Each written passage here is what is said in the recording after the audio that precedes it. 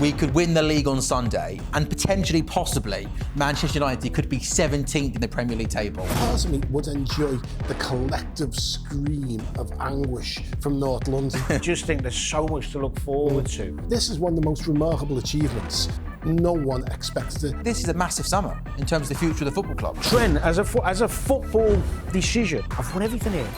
I could actually go and win everything there. Put yourself in that boat. Would it not have just saved so much conversation, so much drama, if he was just honest with people? He's just fantastic. I'd love him to stay. He's dead to me until he finishes and comes back. Wherever you are, if you're a Liverpool fan, it's going to be a great time.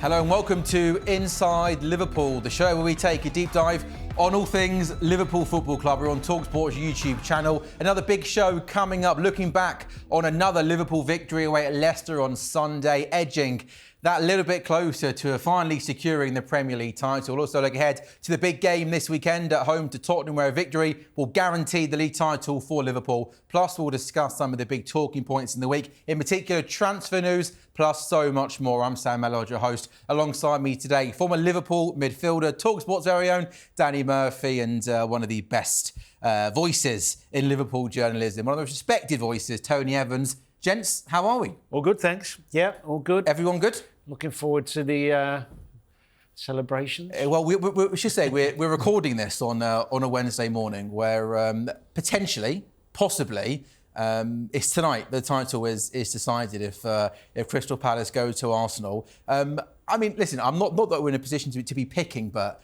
I don't know about you, Danny, but well, it would be funny to see Arsenal lose it in their own backyard. Sunday, Tottenham. Beautiful Sunday afternoon at Anfield. That's the place we want to win it, right?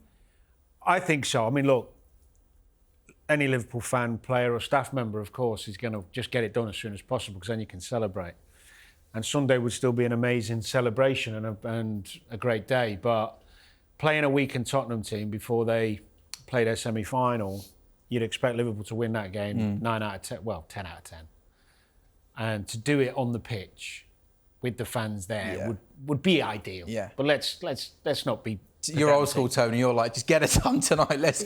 Soon as opportunity, let's just win the league. Yeah, whenever it comes, you know, it's and part of me would enjoy the collective scream of anguish from North London. You know, the way Arsenal fans have seemed to created this narrative in their own minds that they've been the best team this year and that they somehow should be leading the league, you know, this sense of entitlement they've got. It'd be quite funny to see that. But obviously, Danny's right. Ideally, on the pitch at Anfield, the Kop, you know, in full flow. And you know, I've seen them beat Tottenham to win the league twice over the years. So, you know, the hat-trick would be good. Yeah, it'd be good. The best narrative that I've seen on social media over the last kind of couple of weeks, other football fans sort of feeling sorry for Liverpool, like, oh, no one cares about Liverpool's title win. You've got no excitement, you've got no drama. I mean, like Arsenal Football Club, who haven't won a league title in over 20 years and have never won a Champions League, almost telling Liverpool fans that, oh, well, this one doesn't count because you're so far clear, there's no drama. It's absolute nonsense, isn't it? Yeah, but unfortunately, what happens when you're successful is you get jealousy. There we go. And you get fans, groups of fans who want to find negativity. In anything. In everything and in anything that your team's doing. So I don't think Liverpool players care. Liverpool fans don't care. They know what they're seeing. They know the future's bright. They know the title's on the horizon. There's so much positivity about the football club. You know, Mo's signed, Virgil's signed. We think Trent's probably going to go, but we'll talk about that. I just think there's so much to look forward to. And let's be honest, I know a lot of Liverpool fans, and I'm one, but I don't remember listening or hearing one who thought the title was going to be won this season. No, never at all. I really don't. So it's come, everything's early, like this celebration they're going to have, this amazing achievement, which is what it is. Winning the league any year. You know, let's not talk about how competitive the league is and all that. Forget that. Trying to win the Premier League is the hardest job. They've got it done, more or less, ahead of time, which is going to give us this foundation to move forward and crack on, to go again next year, to be competitive in Europe again, to bring players. Everything's moving forward. Just forget what the other fans say. Don't even look at it. Don't even go on social media. Get off social media, right? It's no good. It's toxic, Tony. You've got to earn the right to have a slow end of the season. Yeah. And they did. And there are all those points in the bag. So you know what? If you stumble over the line, and you talk about stumbling over the line, it's still top of the form guide. It's not even May. Top of the form guide. And I think everyone's saying it's a slow start and that we're not playing well. Fine. Over the last 5 games and even the last 10 games, we're top of the form guide. So no one's getting anywhere near us. Yeah. So it's remarkable, isn't it? Ultimately, at the end of the season, the points tally will show how good the season's been. We're so far ahead of where we all thought we were going to be in Slot's first season. Internally at Anfield, no one thought there was a title to be won. And one of the reasons that the contract issues stretched on so far is because they had to change the whole mindset in the course of the season because they were top of the league and look as if they were going to win the title. So, yeah, I mean, this is one of the most remarkable achievements certainly in Liverpool's Premier League history. I'd say going even beyond that. This is one of the times when we've won a title where no one expected it. They've come from relatively nowhere. They thought was top 4 place, that'll be fine, and then rebuild in the future under a new manager. And Arne Slot's come in and he's won the league, and all of a sudden everything's changed. So you know what? It's like, let other fans think what they like. This is a brilliant period for Liverpool. Absolutely. We'll look ahead in a bit to sort of maybe what the summer might look like. We've been linked with lots of players over the last sort of week or so. But going back to the last game, Danny, on Sunday away at Leicester, what did you make of the performance? What stood out for you? I thought they were sharp. They come out of the traps well. Looked like it was going to be a stroll in the park. Hit the woodwork, didn't he, Salah? Salah started the game really sharp, actually. He'd be disappointed that he didn't score, but it looked really comfortable early on. And then as it kind of slowed up a little bit and started dragging out, you start thinking, where's the goal going to come from? Then they re-energised half-time. I thought, again, come out early second half with a bit more intent. It's like, come on, let's get the job done. And things didn't quite go well quickly. And then you kind of felt when Trent was coming on the pitch, there was something in me that... I know it's easy afterwards. Inevitable, right? I wouldn't say inevitable, but because he's so wonderful, I thought maybe he'd do a bit of magic to set up the winner rather than even score it. But when he's coming on, you're thinking, there's a story here. And at that point, nobody cares who scores the goal. Of course they don't. And whether the keeper should have saved it, it's a different story. But when that went in, it was just kind of like, I don't know what you felt, but I kind of felt, it's done. It's done. If Leicester was a sneaker lucky win, and then all of a sudden Arsenal get a little bit, you never know. Liverpool, they've lost at Fulham, they've lost at Leicester. Things can get nervy potentially. A little bit, maybe. But when that's gone in, fans have gone mad. Trent's gone over, the shirt's gone. It's kind of like, whoa, what an amazing story for him to get the goal, especially after the week with Virgil and Mo signing as well. There's a bit of an irony to it. And actually the fans embraced the celebration, of course. And you kind of think, right, job done, and they can look forward now to next Sunday. Because I've been lucky enough to see Liverpool win the title. And then, of course, the last one in COVID, the fans weren't there. That win at Leicester at least gives Liverpool the opportunity. I know that Palace have got a small chance at Arsenal tonight, but very unlikely. It gives Liverpool fans, that win gave them the opportunity to celebrate it on Sunday, whether Palace beat Arsenal or whether Liverpool beat Spurs. Do you get me? So 100%, yeah. I think that win was crucial in that respect. Yeah. Well, not crucial, but nicer for the Liverpool fans to look forward to Sunday. It just takes a bit of the pressure off. Yeah. And, you could see at Leicester a little bit of doubt creeping into people's minds, and it transmits from the terraces as well to the players. I mean, you'll attest to that, Danny. You can feel the tension. And the thing is, just scoring that goal, and obviously Trent, when you're in the journalism business, you're always looking for the stories, the narratives, and it was like, it was too obvious. People always say, you couldn't write that. Actually, it happens all the time. You could write it. But this was almost one, the second you come on, you look at the laptop and go, Trent Alexander-Arnold, entered the fray and changed the nature of the game. It's like, you can file it already. Yeah, you knew, because he's such a class player. We'll talk more about him later. But no, it was... And it's good to go to Leicester and frankly to relegate them, because their fans have had loads of poverty chants over the years, and have been not very pleasant to us. Sure. So, while I feel sorry for the players, and, you look at someone like Vardy, who, 9 years ago was winning a title. Yeah. And, you could see how devastated he was. And you feel for the Leicester players, for the fan base, I was like, good. There we go. Happy day. A little icing on the cake then for the 3 Yeah. points. It is hard though when you talk about the game to talk about really anything other than the Trent goal. But also, I don't think I've ever seen, Danny, in the history of football, a celebration analysed as much as what people have analysed Trent's celebration, because everyone thought, hey, if you're celebrating like that, it means you're signing. It means you're staying. But it could just be a case of he might be leaving, but hey, he still loves the football club. And it was a massive goal and a massive moment, given it was his first game back for a couple of weeks, wasn't it? I think analysis of the celebration was inevitable. Yeah. I was one of those. I hold my hands up and text my mates going, he's signing, come on. All I can tell you is that footballers have said this for years, but I can confirm it. When you score a goal sometimes, especially an important one, something comes over you that you can't quite control. And you don't really know why. It can be anger, euphoria, passion, all mixed into these bodily functions. and then you kind of do things and try, your facial expression sometimes doesn't actually tell the world what you're feeling, sometimes it does. Your body, you do silly celebration, you end up in the crowd. I've done that at Goodison. These things come over you that you can't, you look back on it sometimes and go, "What? Who is that man?" Is there one that you look back on and going, what was I doing? I've done a few.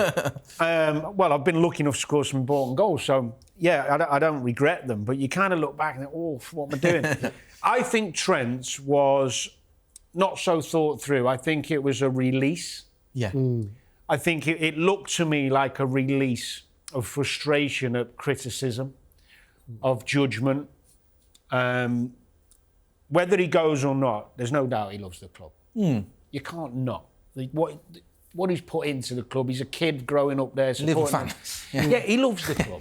Now, whatever decision he makes and the politics around that, fine.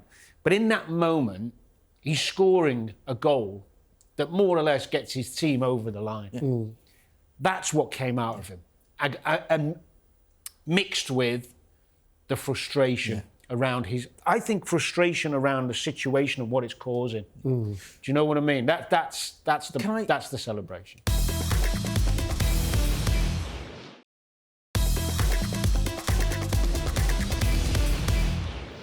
If what we all think is going to happen does happen, and he's going to go into the season and he's enjoying Real Madrid, is there a possibility, guys? And this is what I think should have happened. If again, there's no U-turn here. He's joining Real Madrid. There's an agreement in place. It's going to happen. I just think that certainly in January, when he was allowed to make contact with Real Madrid, that he should have come out and spoken, because he's been very consistent throughout the whole season. I'm not going to speak. I'm not saying anything. I think it would have made everything so much easier for everybody if he just spoke. Didn't have to be an interview. It even been an Instagram video where he just came out, guys, and said what's basically happening. He spoke about how much he loves the football club. I'm a boy Liverpool fan. I've lived my dream. But this opportunity, for me, my family, my life, my career, culturally, is an opportunity I couldn't turn down. Do you think, Danny, if you can, as a former player, put yourself in his position, and you know your contract's run out, you know you've got that agreement with Real Madrid, would it not have just saved so much conversation, so much drama, if he was just honest with people and looked everybody in the eye? Well, I've just shared the same sentiment with Mr. Simon Jordan on a Great minds think alike, Danny. And he didn't really agree with me. Why? Well, my first of all, my feeling around it was that if he did that, he's still going to take the flack, right? You're still going to get criticised because he's leaving the club, full stop.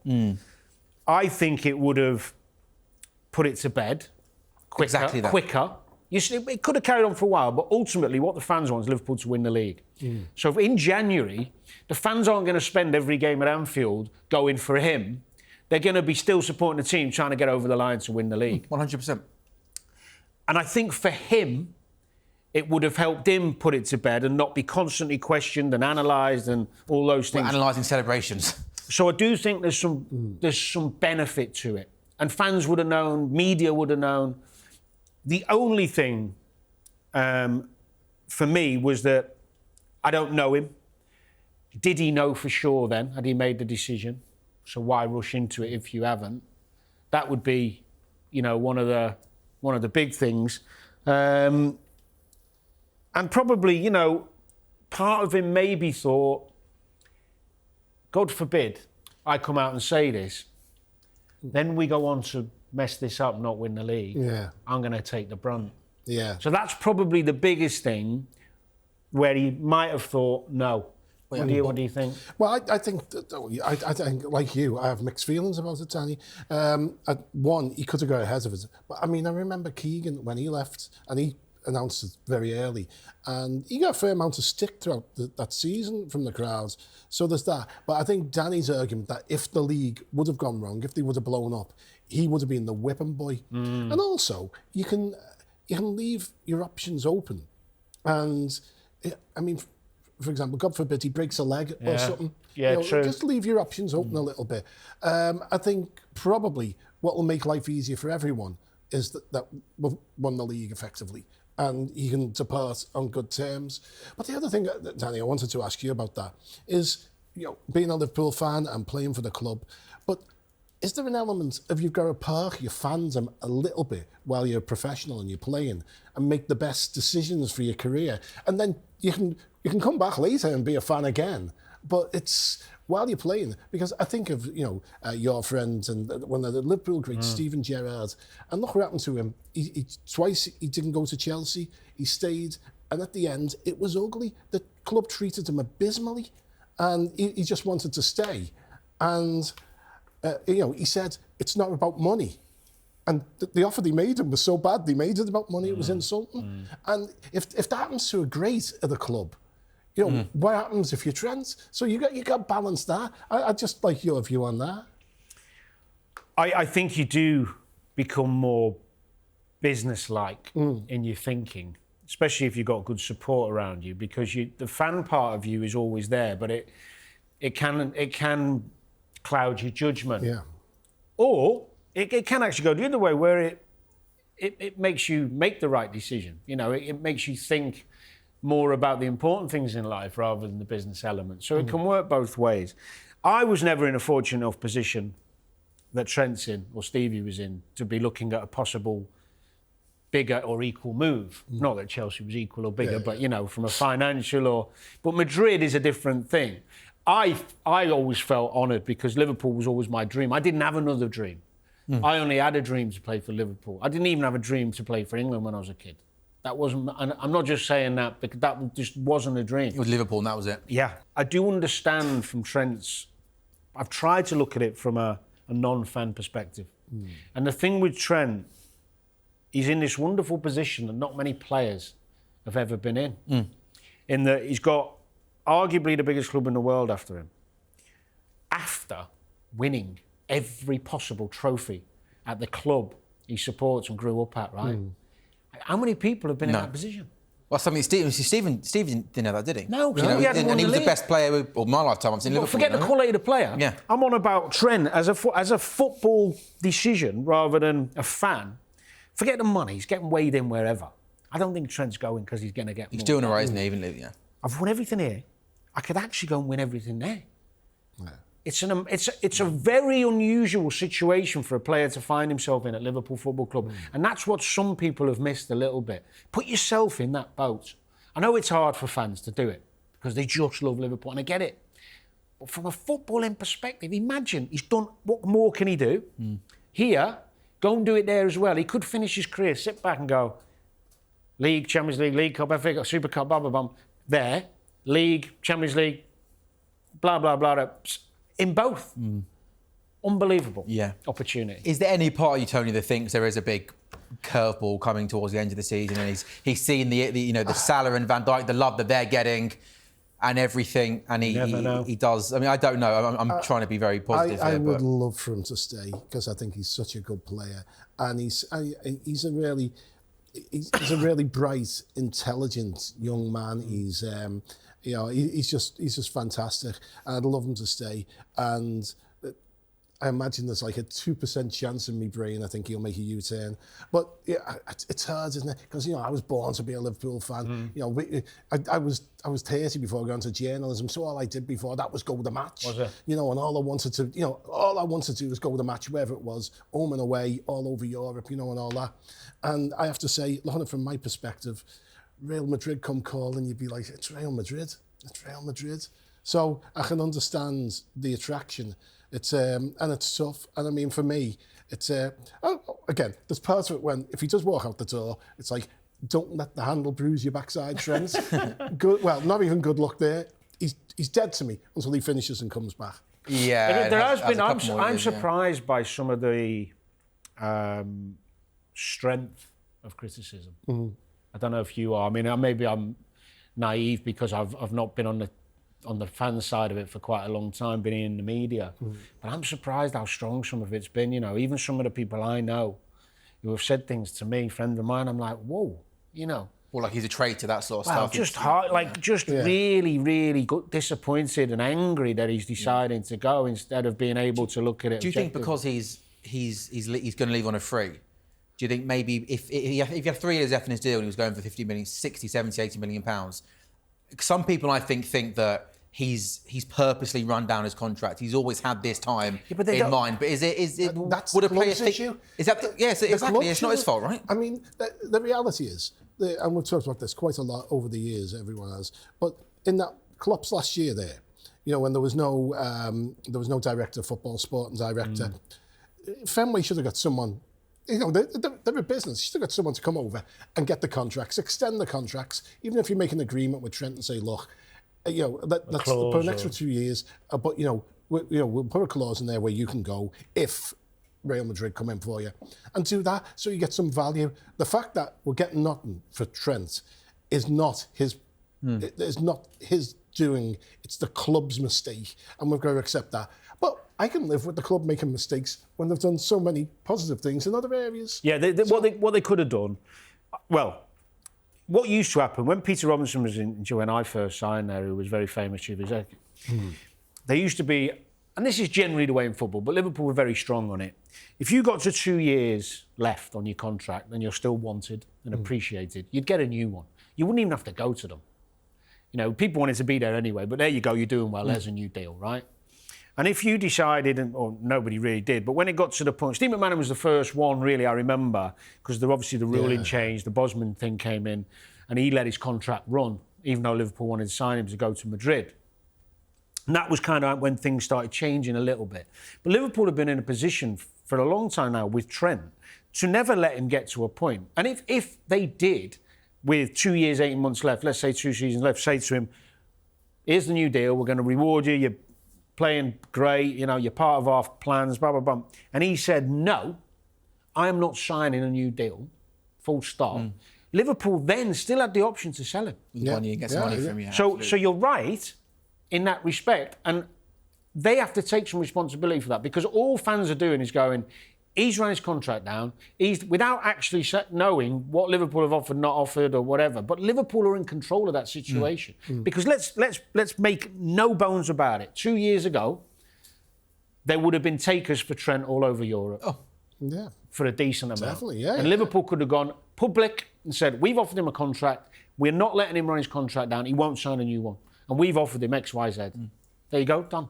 And also as well, you've got the other two players as well who are in the same situation, Salah and Van Dijk. But that's different. It's very different. I'm saying they've allowed those players to get into the same situation as Trent, which is not good enough. But that's completely different. Yeah. Because you're allowing two players who are coming right to the end of their career with no particular... Losing on a free though, Danny, is still, that would have been a disaster for the football club, wouldn't it? It would have been, but it makes sense to leave it as late as possible if you can with them two. Yeah. I mean, but again, you know, what I would have done is look to have, you know, sort of 2 years ago, added an extra year to the contract, maybe with a break clause in. And basically, what would it mean? It would have meant giving the three of them a pay rise. And very few people turn down pay rises, especially if you say to them, look, you know, we understand your situation, Trent.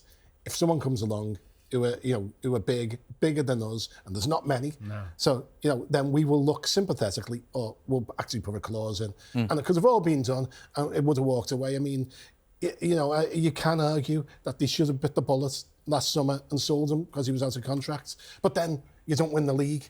So I would say... Well, we might have, but the point is, it's not his fault. It's the club have let it get to that. And they have to... People have to understand the politics behind that. They could have been they were in control of this.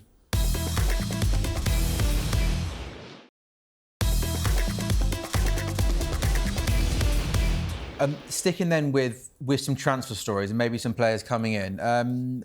Hoyston at Bournemouth, centre-back, got a release clause, believed to be around £50 million in his contract, 19 years of age, had a really, really good season. Over the last 48 hours, been heavily linked with Liverpool. 2 questions, Danny. Is centre-back an area in the summer that should be a priority? And then if so, is he a player that you like at Bournemouth? I do like him a lot. I'd like to see a bit more of him because that first season can, everything's on... You're on a crest of a wave. You're enjoying your football. You haven't had any bad times. He came in. Didn't start the season, by the way. No. He came in because of injuries, and he's kind of had no pressure on him yet. Now the expectations there, more focus on him. Let's see how he starts. I think that would be, yes. You wouldn't turn it down because he is a really talented young lad. But I don't know if he's ready to walk into the shoes of Konate or Van Dijk regularly if you lost one of them for a long period. I'm more preoccupied with getting Konate sorted. Yeah, definitely. That needs to be done. He's got a year left, hasn't he? Yeah. Because he's had his best season. Yeah. He's been shown confidence in terms of came on half-time, opening day of the season at Ipswich, not been left out since. He looks fitter, stronger. Even his passing. Because people, they always admire Van Dijk's beautiful ability to spray the ball around. Konate's distribution has got so much better this season. Oh, yeah, because he was terrible at first. Yeah, and He's clumsy, isn't he? Yeah. And although I like Kwanzaa, he's another one. If you look at Howson, I'm not comparing the two like for like, but both young, good athletes, good potential. Do we need someone in there maybe? Do you know what? And this is going to annoy the Blue Noses, but I like Branthwaite. Oh, yeah. Top player. I'd go for Branthwaite. Now, that would be... And do you know why as well? I'm a big believer in centre-halves having physical presence. Yeah. I know he's not as quick as Van Dijk and Konate, but he's not slow. He is a physical presence. And I think, you're looking years ahead as well. I think he's got more physical presence than Howson.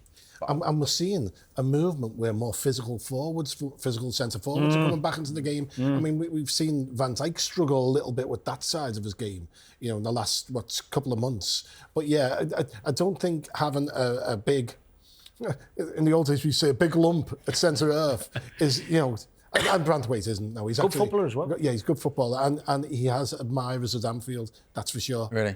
Yeah. Do you think that's a deal that could ever get done, though, being with Liverpool and Everton, or would it be impossible to do? I think it'd be pretty much impossible. Pretty much. The last player to move from Everton to Liverpool? Off the top of your head, you know who that would be? Was it Abu Xavier or no, Barmby? Yeah, Barmby. Barmby, Abu Xavier. Barmby, mid sort of 2000s, early 2000s. Yeah. I think any move's doable in these days. Again, he's slapping enough money on the table. It might be hard to turn down. And the new ownership at Everton mightn't have learned to be as bitter as some at this stage. But I do think a centre-half... I mean, the other obvious one, you might talk... Gay's a really... He's a super talent, and he's quick, and he's got that... Premier League experience, well done it for a few seasons. He's got that calmness about him. Yeah. I don't know if this will be possible. I'm not sure how much money he costs, but I know there's injuries the only thing, but... I think Van de Ven at Spurs is absolutely mustard, and him and Van Dijk together almost feels a bit of a cheat code. But I don't know whether maybe imagine that Van Dijk right centre back, Van de Ven left centre back. Well, the only thing is the injury's the only one, isn't it? No, he's had injuries this season. Yeah, forget the injuries. Let's say he's fully. The only thing with that, and I was thinking about this the other day when someone asked me about centre halves for Liverpool.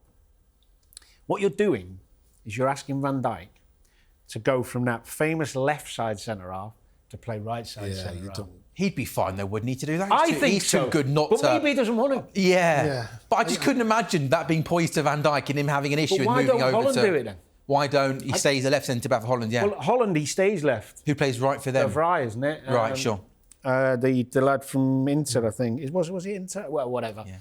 Can't remember. They got Aki, haven't they? They got a lot of centre-back options. But he would have to move. Yeah. Because you wouldn't have a left footer playing on the right of Van Dijk, would you? That'd be strange, wouldn't it? Yeah, Have you been... Go on, Johnny. I was going to say, it's, Van Dijk is such a central part of the team. I wouldn't take him out of the place he is in now. Yeah, sure. His leadership abilities, his sense of where everyone else is on the pitch. Do you think we'll actually go for centre-half, though, because of Gomez? Obviously, if Konate signs up, but then we've got... Because Gomez, I know he's injury-prone, but you got Gomez and Kwanzaa. I think Gomez, will leave. In my opinion, I don't... I don't think Slot fancies Kwanzaa. I don't. I think No, we know there was that famous 45 minutes, took him off at half-time, and we barely have seen him since. Right back. We've seen him at right back. Yeah. You mentioned the Konate situation. That leaves you with kind of only two. So I think the centre back has got to be an option. They'll certainly buy at least one full back, a centre half. I think they're going to buy a young midfielder, probably someone who's not on our radar, and they certainly need a forward. But they've got they've got the ability to spend quite a lot of money. How much do you think, summer. Tony? I think they can spend 150 million without selling anyone. And I think they'll get in, obviously, another 50 million. So I think they can go... That was always the plan to spend big this summer. Because, you look at last summer and the summer before. It was always the plan. But the landscape's changed. Now we can do it from a position of strength. People are going to come to Liverpool. So the opportunity is massive. Do you think a left back or right back, though? Because Kirkes has obviously got the link with... He's been great this season. Robbo's been up and down. I mean, he's still done enough, Robbo. Actually, the last few weeks, he's improved quite a lot. Robbo, the thing with Robbo, some people saying, he's getting old, he's falling. I've got to say this. He has had games where I thought, he struggled there. But he's also had games where he looks absolutely fine. It's not like he's slower or he hasn't got energy. He's just a consistency. Which is unusual. Normally, it's a physical thing. I think his form's dipped this season. I think left back would be an area where to strengthen. He's been asked to play in a different way as well. He has. I think... Great point. I think they'll keep him and get rid of Tsimikas. Yeah. And I think they'll look for a younger left back. Possibly a centre-half who can play in both positions because they still love that. Maybe, yeah. They love the adaptability. I think they'll definitely go for a right back. I mean, it's... So that'd be three. That's three already. And you think a midfielder, and then we definitely... So just on the attacking options, interested for Danny's thoughts on who you think Liverpool should try and bring in up top. Everyone talks about Isak, but I think it's too much money. I do. I think it's way too much money. And one of the things that they pride themselves on, and the whole Michael Edwards idea, is to find people who've got value going forwards. And I think they'll be looking at forwards who maybe are not high on our radar. And diamonds in the rough. Yeah, and it's and they'll be looking for people. The one thing is that they've had the chance this season to look at the way Slot played. If I rewind slightly, one of the things that Klopp did is made it really easy for Michael Edwards because the style of football he played, so you could buy a player who'd suit that style of football. It was less easy last summer with Slot coming in because they didn't know what they were getting. But they did, but not as familiar as they are now. So I think they'll look for the sort of player that suits his style of football and how he wants to play next summer. And I think we might see some surprise and buys in the transfer market. Well, Naim, you said to me before, you said Liam Delap, you think he could be a player? He's got that release clause in his contract? He's got a release clause, so he's fairly inexpensive, 30 million. He's young, he fits Fenway's idea of a player who could grow. I think we're back to 19-year-old centre-half arguments. I'm not so sure he's ready for a leap to the big time. And, it seems to me a lot of money, even 30 million, certainly 50 million for a centre-back. It's a lot of money for them when you don't know whether they're going to be, tried and tested. But, it does fit the Fenway profile. Yeah, I wouldn't be too unhappy with that. I think the other one, glaring, I agree on Isak, by the way. I think that's a lot of investment on one. I mean, the obvious one to me that hasn't been talked about enough on a free is Jonathan David. Right. At Lille. I mean, his goal-scoring record in the last 3 years is incredible. He plays a lot of games. He's physical. He's got European experience. I know there'll be other takers because he's on a free. But he's robust, he's got a bit about him. He's like... I don't see how he couldn't fit in. He can play, he scores goals. And it's a free transfer as well. It's free. He's asking, my understanding is asking a lot of money in wages, but ultimately, if you're saving, 60, 70 on the fee, and who's better? If you look at his numbers, they're really strong. Yeah. And he's played in a team, that team, Lille, they played at Anfield this season, didn't they? Yeah. They're a good side. Collectively a good side. He's not one of these eccentric, maverick kind of, it's all about me either. He's not one of those. So that's one that, because also if you get someone in on a free, although you've got to weigh him in on decent wages because he's going to be asking a lot more than most when you're on a free. It frees up the budget for other areas. The other one, I think, as well, because obviously it looks like Darwin will go, and if someone comes in to replace him, I hope it is an out-and-out striker. It might be someone we don't know. It could be, when Firmino come, who really knew him? Yeah. Even Coutinho, 10 million, who knew him? Really? Unless you were really studying your South American and European football, it's difficult to know some of these players. The other one, I was really, not confused, but disappointed to hear that could be on the way out was Diaz. Yeah, I think that's in part because he's desperate to go to Barcelona. You can't see that happening. But there is a sense that he's reached about... His value will only go downhill from here. Yeah, he's got 2 years left. And, I think that's in the back of their minds. If the right deal comes along, I'm sure they'd do it. But I don't think there's any massive desire to push him out the door unless, I like Gakpo, don't get me wrong. I think he's had his best season as well. And I'd be happy... From the left, things better from the left. I'd be happy with him starting on the left because he's a powerhouse and he scores important goals. The thing with Diaz, he can be so inconsistent sometimes. He has patches where he looks the real deal, and then he has spells, 6 to 8 games where he can have bad games, but down one thing he's got that a lot of people who play in those forward positions don't have is heart. Yeah. And him without the ball. He's a fighter, isn't he? Yeah. He epitomises Liverpool in terms of... It was amazing to find a Mane-like player when Mane left. Yeah. I know he wasn't quite as good in the goal-scoring terms, but his work off the ball is it's infectious. It's a hard one to find that in forward play.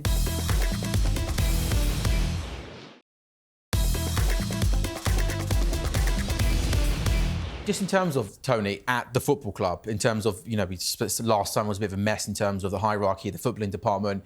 Is it now as simple as you've got Michael Edwards at the top, we've got Richard Hughes who's come in as a sporting director, and it's going to be them two working together with the manager and, of course, various scouts in terms of going out and finding players? Is it Edwards and Hughes, the main two at the moment? Well, Hughes will take the lead on everything, because that's his job. And Michael Edwards' role has changed to a much wider sort of position. But I think particularly this summer, which is the first one, back after departing the club, I think he'll pay more attention than he will in summers to come. And I think there will be a huge sort of movement to prove that their model is the one that's worth taking forward and will sustain Liverpool for a long time. And the other thing to bear in mind in this is we know that Manchester City are in flux. We know that somewhere in the future these 115 charges are going to are you sure? It keeps getting pushed back and back and back. It's getting ridiculous. We could do an entire show about that. But at some point they will. And City are at the weakest point they've been since, really, the takeover. Yeah. And I think the idea is, this is our chance now. We can gain 5 years on them. And I think that will be in everyone's mind. Yeah. And also, by the way, Richard Hughes deserves some credit. Because a few jokes knocking around this season. What's this guy doing? You haven't seen him, heard of him. But to be fair, he's got the main two on new contracts. And let's not forget, he's the one who brought Arnie Slot to the football club, right? Yeah, and the thing is, people were criticising him because he hadn't been able to sort out problems that weren't his fault, right? Exactly. Well, I mean, eventually they have been sorted out. The tests for Richard Hughes will come this summer. I think, how would I grade him if I was grading him so far? I'd say B+. I think he's done a pretty good job. And I think people can feel confident that he will impress again in the summer. Yeah. But Tony makes a great point that you think of winning the league with one signing. You've got the two, Salah and Van Dijk on new contracts. You then think, is this a real opportunity in the next 3 to 5 years to go on and dominate English football, Danny, given where City are at? This is a massive summer in terms of the future of the football club. It is. It's huge in terms of if they go big in getting the type of quality and the type of characters in that take you forward. But you know what, in football, all the big clubs really, all the bigger spenders, if you like, every summer's big in because there's always one of them trying to catch up. There's always one of them trying to maintain and sustain what they've already got, and they're being competitive. Liverpool's job over the next 3 to 5 years is to be fighting for the Premier League and the title. Champions League and Premier League every season. And what this season has done by winning the league and saving all those funds that they didn't use last year can now put into this summer is give them a wonderful opportunity to build this squad to be really competitive. But it's not a guarantee. There's never a guarantee. Because I still think Arsenal are a hell of a good side, and they're going to go big. Yes, there's no doubt they are going to start go centre big. forward this summer. It's impossible. They're going to be competitive. And then there's other teams who might come. Ultimately, what's happening now is happening, I think, and I feel, quicker than we all expected. Yeah, very much so. We're basically 3 years ahead of where we thought we were going to be. Maybe two, not three. Two. Yeah, two. Yeah. By the way, and the other thing that you got to bear in mind that you've got the two, sort of the two big re-signings. You got Salah. You've got to replace his goals at maximum 2 years.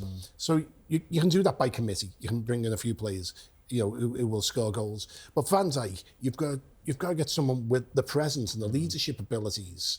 And with Trent going, there will be a little bit of a vacuum in the leadership group because he's vice captain. But someone needs to step up. So you got to start addressing those issues as well.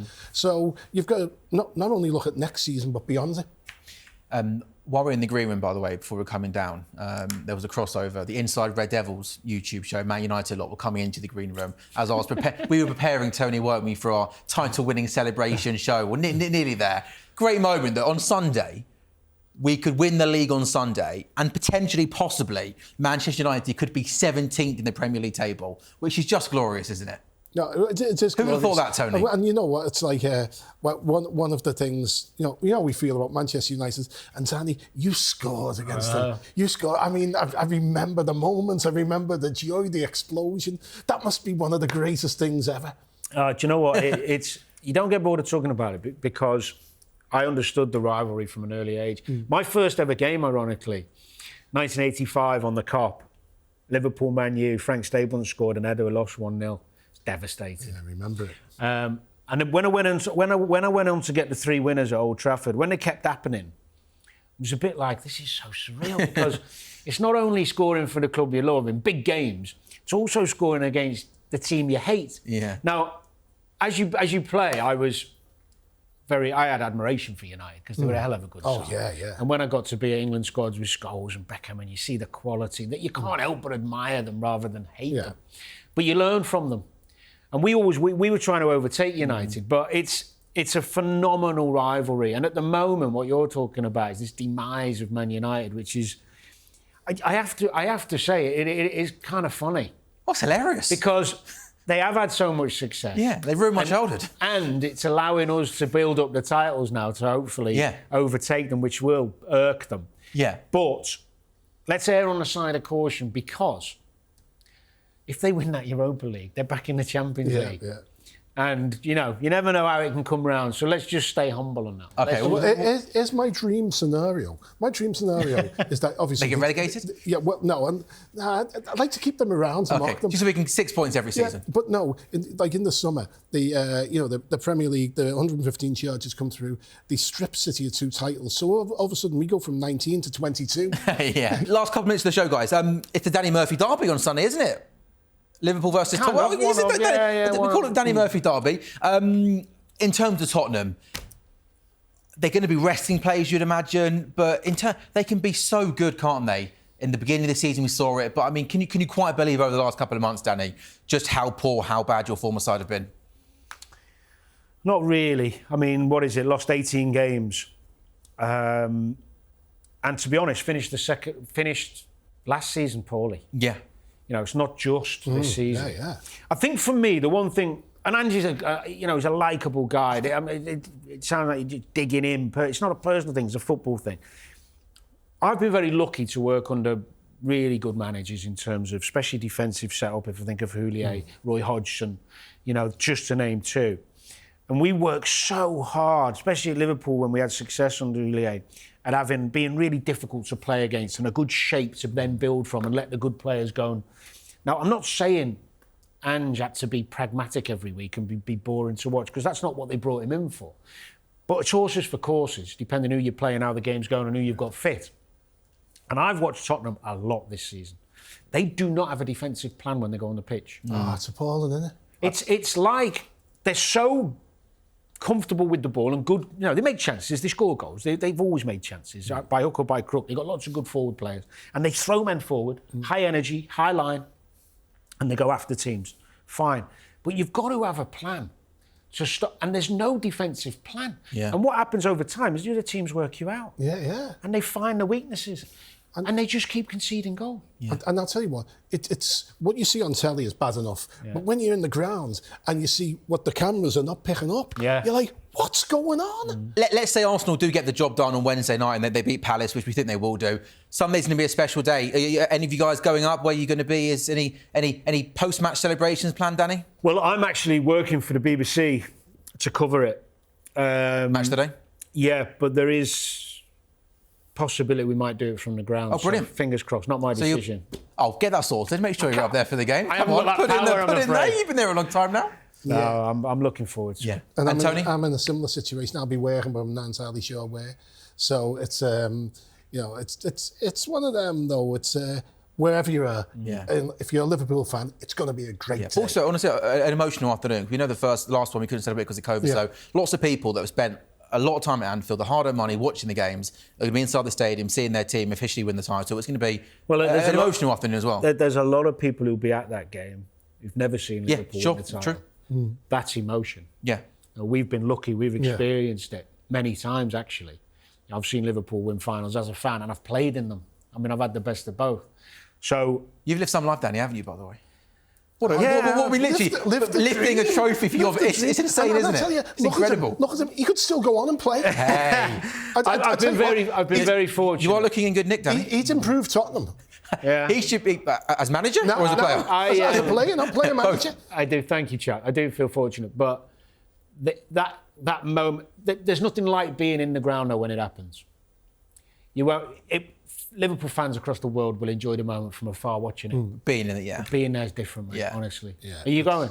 I'm not going Sunday, unfortunately. No, I'm doing a show here in the studio for TalkSport. Not going to be there, sadly. And well, if I'm I one of those where I've had one. I was you, try and get the show done up there. I'd find a ticket. Yeah. And I'd bin the show. Call in sick. I promise you, if I could, Danny, I promise you I would, yeah. Call in sick. Call in sick. 'Cause I'm one of those, I'm the same. I've seen Liverpool win one title. And that was a couple, obviously, one where none of us could be there. But yeah, it's going to be special and looking forward to it. You've had a great career, Danny, but I imagine being on Inside Liverpool is probably the top 10 maybe? Top 10, top 20, top 50? All my top moments in life have been on the pitch. Okay, Jim White's going to... Sorry, kids. Jim White, Jim White will be watching this fuming that he hasn't got a mention. Gents, thank you. Danny, Tony, thank you. Our next show is going to be on Monday, where hopefully, Tony, you're doing the show with us. Fingers crossed we'll have a title celebration. I'm sure we will. And I think I've told producer Anna, I think we can have a cold drink, can't we, to celebrate whilst doing the show? I'll see. Only feels right, yeah? Gents, thank you very much. Thank you for watching Inside Liverpool. Yeah, the next show we'll be recording on Monday morning, where all being well, fingers crossed, it will be a title celebration. Liverpool 1 win away.